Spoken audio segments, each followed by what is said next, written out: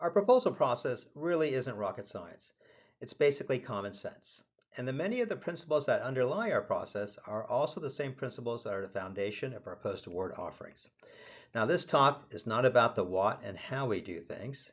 There are other training sessions on that, but the why we do it that way. Understanding the why will help you understand our proposal process at a new level and help you get through those crisis moments that can occur often in any proposal.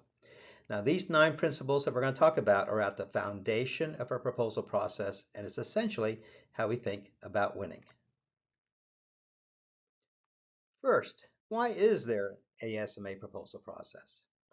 The process goes back to the early 1990s, and it was developed to respond to 5 evergreen issues in winning new business.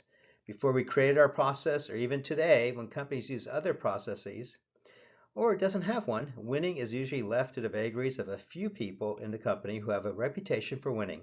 Even if their experience is not relevant to the competition at hand, teams follow their lead. This is the first evergreen issue, A. This means that winning is ad hoc and not reduced to a process with tradecraft that can be taught, and if executed with discipline, can also lead to predictable results. These are the 9 principles that are the foundation of a proposal process and how we think about winning. Your sales approach and new business capture should be tailored to what and how your customers buy. Number 2, proposals are developed based on systems thinking and agile methods, not written using a traditional approach taught in school. We build in quality every step of the way, every day of the effort. We don't rely on color team reviews as inspecting for quality. Now, number 4, this next principle is fundamental. As writers, it is our responsibility to provide the logic between features and benefits. Number 5, your management framework must balance different and oftentimes competing advocacies to create the very best offer to the customer. This management framework has to be integral to your process. Number 6, use a transparent process to make win strategy choices that are creative, genuine, robust, actionable, and compelling. Number 7, P-win is a false sense of security. That's win probability. Instead, focus on creating a comparative advantage. Number 8, consistently competing beyond table stakes will require developing new methods, processes, tradecraft, and even mindset. Number 9, a successful leader establishes a strategic perspective and a winning attitude at the very start and maintains it throughout the effort.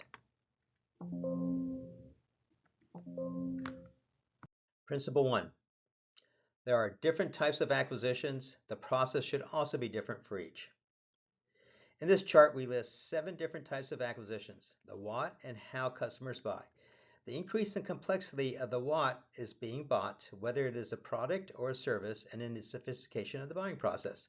Most of the competitions we work on are in the categories 5 through 7. Our proposal process was uniquely designed for these types of acquisitions, ranging from development of upgrades to existing systems, all the way to the engineering and development of mission-specific new systems. You will see all the way in the right column that these are labeled as models B and C. We do occasionally work on projects that use the A model defined for categories 1 through 4. Now on these, our proposal managers highly tailor our process.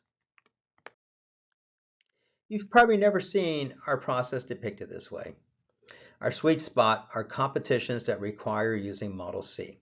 As I said earlier, this is ideal for programs that require the development of new solutions, products, services for a specific government mission.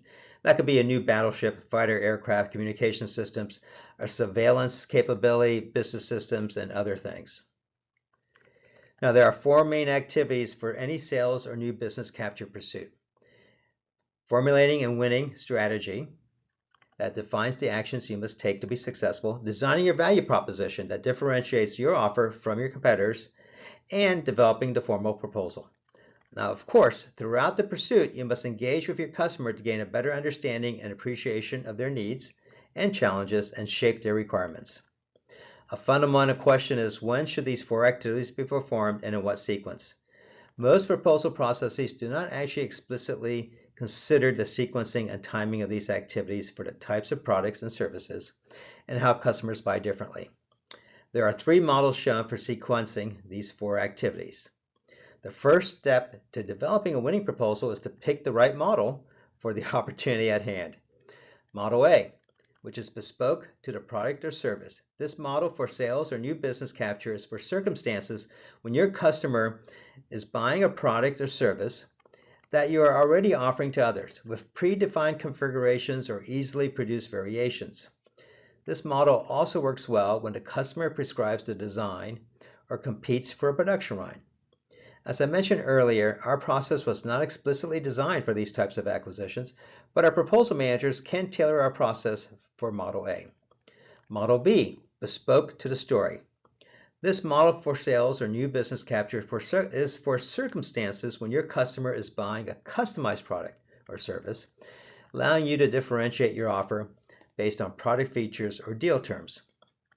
Now, this model works exceptionally well when the offer is based on an underlying product or service that has already been developed and sold in the market. Now, this approach is all about the winning strategy and value proposition. The key challenges in these types of competitions are developing sufficient customer intimacy to validate your value proposition, tailoring the design to the customer's requirements, and controlling the scope and complexity of customization. Our SMA process actually works pretty well for these types of competitions. Finally, our sweet spot, Model C, bespoke to all. This sales or new business capture model is really for major procurements of systems, subsystems, or services designed, engineered, and developed specifically for a customer's unique needs. Our process was designed specifically for these types of competitions, which are the hardest because the 4 high-level activities must actually be conducted concurrently. Winning proposals reflect the high dependency between formulating and validating the strategy, designing a highly differentiated solution, and developing a compelling value proposition. The activities must be concurrent with the development of the proposal to arrive at the best offer articulated in the most compelling way in the proposal. These proposals are actually best described as a journey. Now, key challenges in these competitions include those of the other 2 models, plus managing the concurrent activities, defining an offer that gives the customer confidence that you can execute with minimal risk, creating an easily understood best value story for a very complex offer, objectively countering competitors' solutions, and anticipating changes in your customer's requirements, and the competitive dynamics that always occur during any pursuit. Principle number 2, understand what a proposal is, and then you will understand that it's developed, not written. The traditional approach of writing proposals starts with, like I said, traditional, right? The traditional approach to writing proposals starts with developing a planning document, that is what most others call a storyboard, identifying the key objectives and requirements of each section, then developing an annotated outline with carefully written headings and theme statements. Finally, drafting multiple iterations of text with figures using well-trodden writing techniques. A significant drawback of these widely used versions of this traditional approach is that proposal writers do not treat each page as what we would call a semantic object, something that is actually uniquely designed page by page by page. This concept is essential for proposals with a submission deadline and page count limitations, which is the vast majority of proposals that SMA supports. Additionally, another drawback to writing proposals is that it's a linear process, assuming that the subject matter is highly defined and the competitive aspects are well known and will not change during the journey of writing the proposal. This traditional approach appears to exhibit elements of best practices, but really lacks a clear line of sight between strategy and the end product. It generates unnecessary waste with solutions and the writing. Lots of too many drafts and wasted text that ends up in the trash can. It also tests quality at predefined reviews, not built in continually as the proposal is written. And another drawback is that it does not really reduce the difficulty of writing for authors, but who are usually unaccustomed to writing for persuasion. Remember, a proposal has to be written for persuasion. Now, the end product also just simply emerges in an ad hoc manner.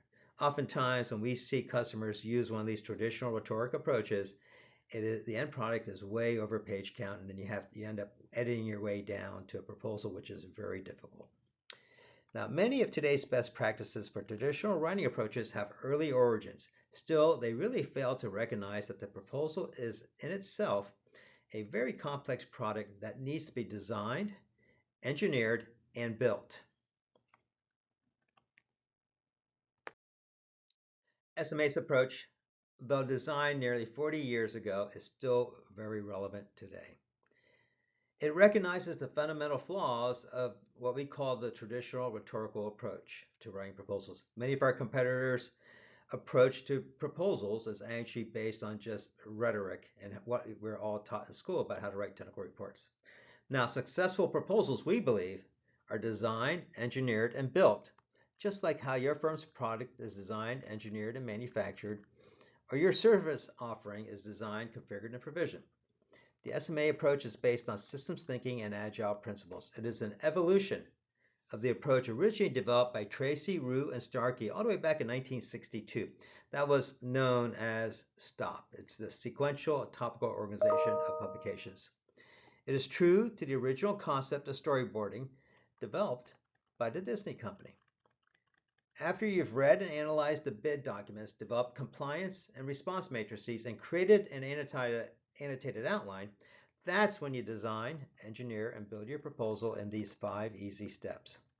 Step 1, the module specification. A module specification is the product design requirement document for each thematically coherent section, what we call module, of the proposal. Now, each module is managed as an independent story with well-defined acceptance criteria and points. Remember I said earlier that our approach actually embraces many of the agile development principles.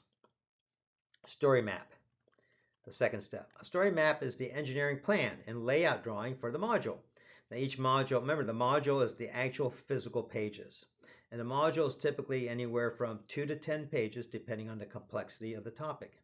Each module is assigned essentially a page count allocation from the total pages allowed, and that's based on the topic's importance, complexity, and scope.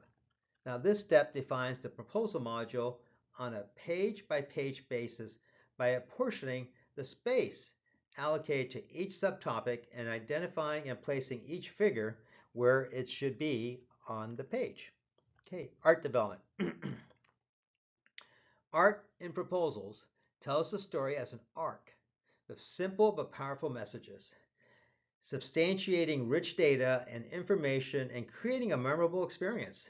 Many of the readers of our proposals actually will remember the figures. They'll remember key figures or a very specific figure that was actually used to persuade their decision.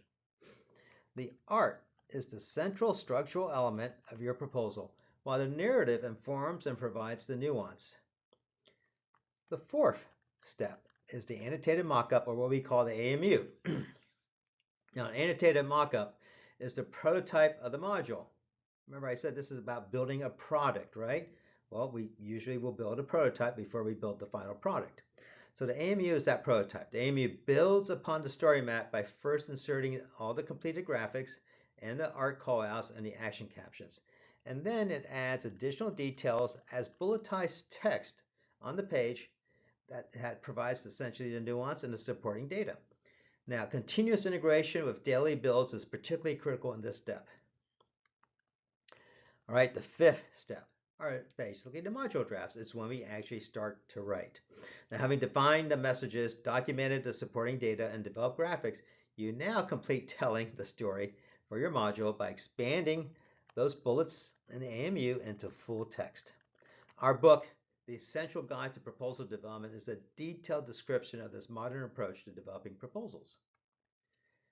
Now, one of the biggest differences in our approach compared to almost everyone else's is that authors don't actually start writing until fairly late in the process, and ours is that fifth step. Many of our first-time clients actually find this as scary because they want to start writing right away after you develop the outline, and then they measure progress by the number of drafts that are produced. Now, why do we do it this way? First, because we don't treat the proposal as a technical document, a report or deliverable. It is a product that is delivered to the customer that has to be persuasive. has to tell a coherent story and articulate the why us with easy to understand logic and evidence. If you take the traditional approach of writing assignments against an outline, the final result is unlikely to accomplish these objectives, or at the very least, makes it extremely difficult and expensive to perform endgame corrections. So we designed a proposal like it is a product using proven systems engineering principles. Second reason. Now, there are competing interests within the company on any major proposal. The engineering team wants to design the very best solution, regardless of time and cost. The program management team wants to offer a program that can be executed with manageable risk. And the business development team and salespeople, they really want to put forth the most attractive offer, almost regardless of profit and how difficult it might be to execute. They're all about just making sure the customer is going to pick you, right? Not about what happens after you've won. Now, treating the proposal as a product that is designed, engineered, and developed allows us to consider and align all of these competing interests towards a winning proposal for a program that is profitably executable. The traditional rhetorical approach does not accommodate this type of consensus building and alignment as a driving force. The third reason is simply that writing is hard, especially for many technical people. Our approach makes the writing job easy. By the time you start writing, you already have the key messages, main points, and the sequence of ideas laid out. Now, and all of this has already been reviewed and debated by the proposal leadership team. So you know there won't be any last-minute surprises. You will also have a very specific amount of narrative to write for each module. So you have a very clear way to measure when you are done. And finally, the graphics is already developed. So your writing is actually about explaining or an explanatory way, the narrative around the graphics. So writing is really about essentially providing that additional nuance and information that helps basically fill the gaps or helps tell the story in the graphics. Now, these are just some of the reasons why we do things the way we do them. Principle number 3. Quality is the result of the process, not inspections. Now, this is my very favorite principle, and I believe the most important. What is a story conference? During certain periods of time, such as the development of the story maps, the AMUs, and the first drafts, a team is convened to review each module. They do this iteratively, usually convening meetings several days apart. The team is comprised of the author, the volume lead, the proposal manager, the chief solutions architect or engineer, the program manager, and the capture or business development lead. The author takes the team through the module in whatever state it is in. As a group, they discuss and debate how the win strategy is reflected in the module, the features and benefits of the proposed solution, the graphics, and whether it is really conveying the right messages. The themes, the prioritization of space used for each subtopic. Remember, space is actually one of the scarcest resources in any proposal because it's usually page limited. And eventually, the team will then culminate in actually a review of the early drafts. By the end of these story conferences, the author and the volume lead will actually have a very clear direction on how to revise and proceed into the next step. These story conferences are key to driving agreement across the leadership team and executives in the company, building in quality every step of the way, avoiding wasted effort in solutioning, development of art and writing, measuring staff performance early through early reviews, which have very specific quality benchmarks, and assessing each individual's capability to actually contribute to the proposal effort. These iterative reviews enforce the continuous improvement and reduce the module-to-module variations, and achieves the best possible quality uniformly across all the modules. Now, in my opinion, this is actually where the real magic happens. Principle number 4. The burden of reasoning is on the writer, not the reader. We really have a tough job. Our job as proposal authors is not just to present a compliant proposal, but actually to engage the reader on a journey.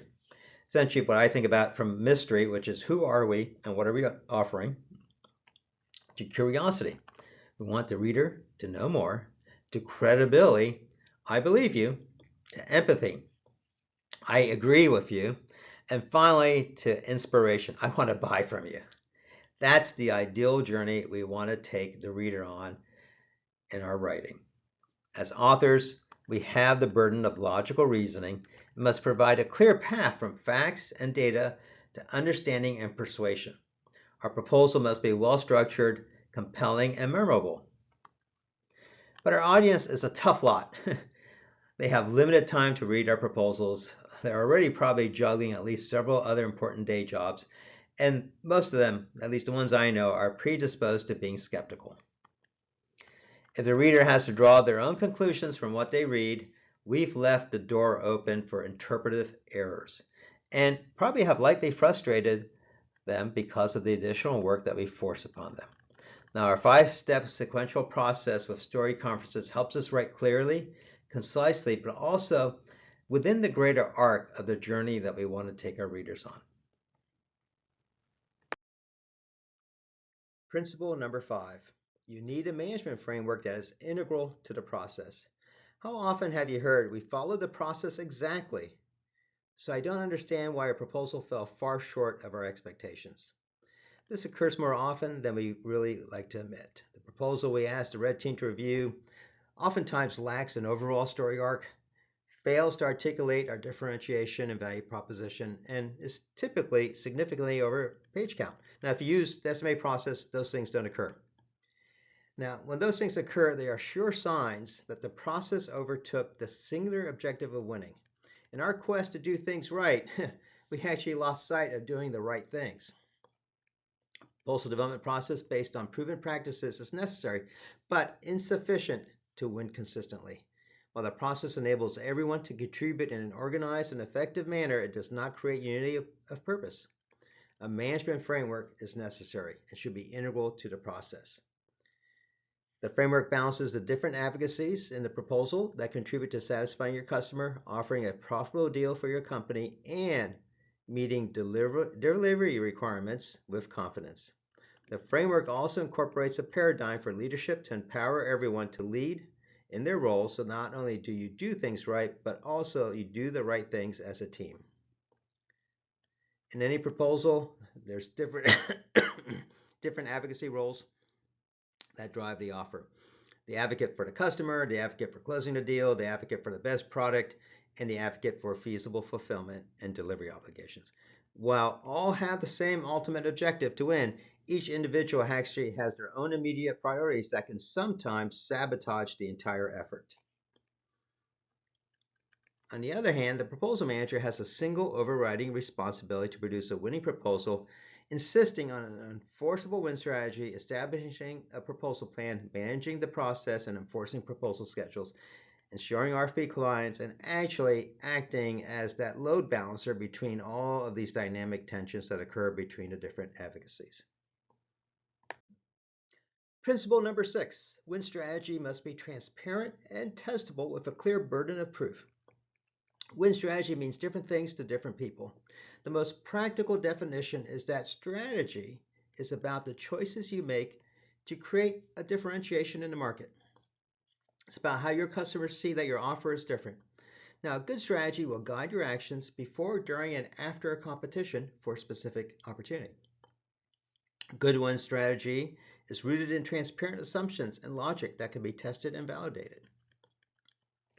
Win strategy requires creativity to be truly distinctive. Now, business guru Michael Porter of the Harvard Business School succinctly defines strategy as competitive strategy is about being different. It means deliberately choosing a different set of activities to deliver a unique mix of value. A company can outperform rivals only if it can establish a difference that it can preserve. Win strategy will also force real decisions and trade-offs on the central issues about your offer, including attributes of your product, how you're organized with your team members, and how you manage risk in delivering, and what business deal levers you might pull on to optimize the offer.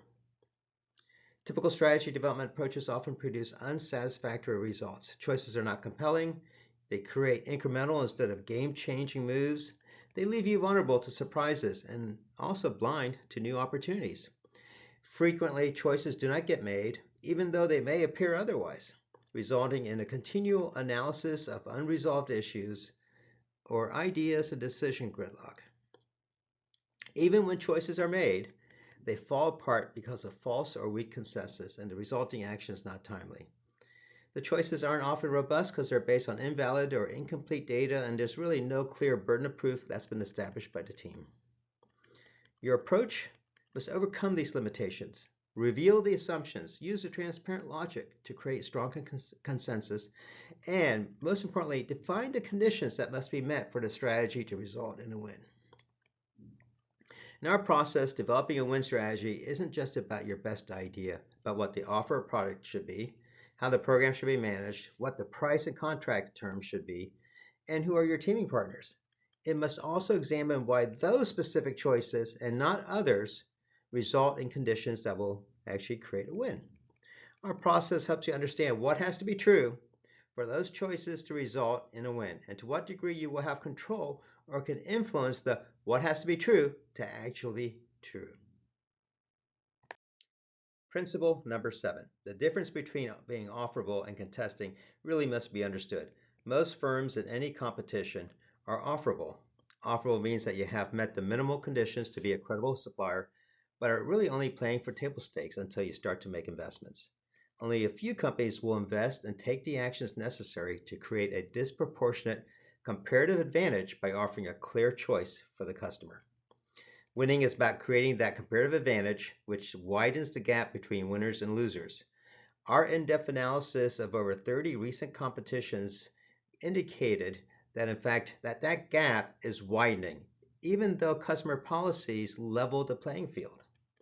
Successful pursuits with a sizable competitive gap between the winner and losers reflected really a better appreciation, more than just an understanding, of the customer's needs and issues. They proposed a highly differentiated offer on several dimensions and demonstrated an unambiguous organizational commitment that was visible to the customer. On the other hand, most losses can be attributed to a flawed strategy and inflexibility after that initial die is cast on the strategy. Companies fail to adjust that strategy based on new competitive data and changing customer preferences as the acquisition process goes on. Now, the probability of win, or P-win, gives a false sense of security and unfortunately sets expectations that can result in a surprise loss. Every company yields to the temptation of believing that their P-win is greater than 50%. The optimism is commendable and necessary to garner internal support, yet it's really a zero-sum game if there's only one award. Take this example here on this slide. If each bidder is equally contestable and with 6 bidders, then the P-win for each starts at 16.67%. But suppose one competitor, in this case competitor A, made significant investments to create a unique, attractive offer, giving it a 3-fold advantage.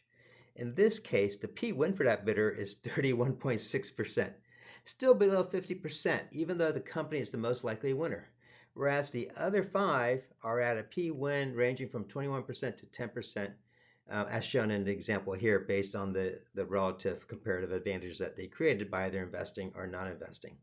So in reality, P-win is a complex conditional probability, and it's really more easily expressed and managed as a relative advantage, not as an absolute probability. Principle number 8, outthink your rivals by obsessing over your customers. When you pursue any competitive opportunity, your goal is to be the clear winner, creating a wide gap between you and second place. Yet most companies compete using old paradigms, typically producing only minor differences in their offers from the other bidders, and thus narrow wins that are often unpredictable. We will continue to be a prisoner of old ideas unless we critically examine the fundamentals of competing and how enduring sources of competitive advantage are actually created. You need to understand your competition's strengths, weaknesses, and strategic intent, but staying focused on what they're doing traps your thinking into protective posturing and extracting profits from customers and your supply chain without actually creating real value. Ultimately, a fixation on your competitors interferes with your team's ability to immerse itself in your customers' needs. Instead, obsess over your customers. Successful companies recognize that the traditional protective and extractive sources of competitive advantage are eroding, and they are adopting a new strategy playbook focused on creating novel sources. Their playbooks are based on a deep understanding of their customers and problems, and the obstacles that those customers face in solving those problems. To widen the gap between winning and losing, you will need to anticipate competitor and customer moves to avoid strategic surprises, but engage differently with your customer to create unique intimacy, and clearly demonstrate an unwavering organizational commitment to your customer. Develop confidence to act, perhaps sometimes before your customers, so you're actually helping them define market requirements, and also before your competitors, before they actually define the rules of competition. Now, you have to also critically examine your own biases and change the questions you ask yourself to identify new sources of what we call allocative and creative advantages. Our last principle, principle number 9. Winning is about leadership and strategic perspective. Leadership is that hard to define quality that makes the difference between occasionally winning and consistently winning. A leader not only aspires to win, but knows that you can win. Many noble people have defined leaders as the motivator, the problem solver, the director, the consensus builder, the guide, the visionary, and many other roles or abilities. Perhaps Peter F. Drucker, the founder of modern management, offered the most practical and I think meaningful definition when he wrote, "Management is doing things right, leadership is doing the right things." Say that again. Management is doing things right, but leadership is doing the right things. Drucker's powerful statement of leadership is a clarifying way to think about the role of leadership. Leadership is not about a title or the exclusive right or responsibility of a position or job in your organization. We are all potential leaders, as Drucker defined it, regardless of our job, title, or role on a proposal. You can train and test for skills, but leadership must be nurtured and developed from the insights gained from diverse experiences and different challenging situations. Leadership in proposals is not just about expertly executing your firm's proposal process or our proposal process. It's about guiding and helping the proposal team to do the right things, the things required to win. A winning proposal team establishes a strategic perspective to understand what is required to win and will create a winning mindset at the start and maintain this attitude throughout the process, constantly avoiding the mental pitfalls which can lead to failure. Winning leadership requires a clear understanding of why teams lose, not just win. Proposals are created in an environment that is often highly stressful to most people, and the most critical factor in any proposal effort is the participants' behavior. Motivational speeches at the morning stand-ups won't reverse the losing behaviors of a dysfunctional team. Proposals are a human enterprise, staffed by people, each with their own private agenda, and who, in their view, is acting purposefully and intelligently. The proposal manager's job is to lead a proposal team that wins, not just manage to a process. Therefore, the proposal manager must prevent or correct behavior detrimental to winning and empower each contributor similarly lead in their own individual roles. I hope you keep these 9 principles in mind. In fact, please share them with your entire team the next time you're engaged on a proposal. When everyone understands the why, then it becomes more than just a process, but actually a very powerful way to win. Thank you for listening. I hope that this has been helpful to you. Now, if you want to know more, please get a copy of our Essential Principles of Winning Proposals book. And also take a look at our other 8 books. And we're also writing more additional books this year. Just look under resources on our homepage, smawins.com. Thank you for attending.